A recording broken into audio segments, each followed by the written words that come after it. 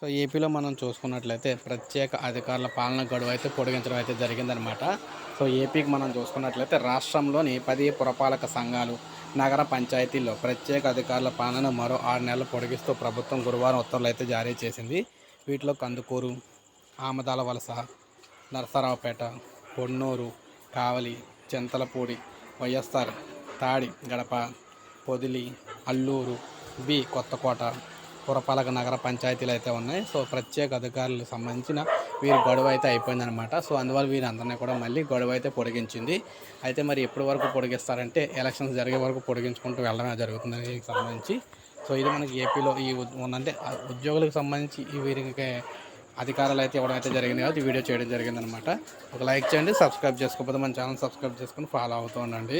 ఇలాగే మీకు ఉద్యోగులకు సంబంధించి పెన్షనర్లకు సంబంధించి లేటెస్ట్ అప్డేట్స్ అన్నీ కూడా మీకు వీడియో రూపంలో అందిస్తూ ఉంటాను నేను మన ఛానల్ ద్వారా.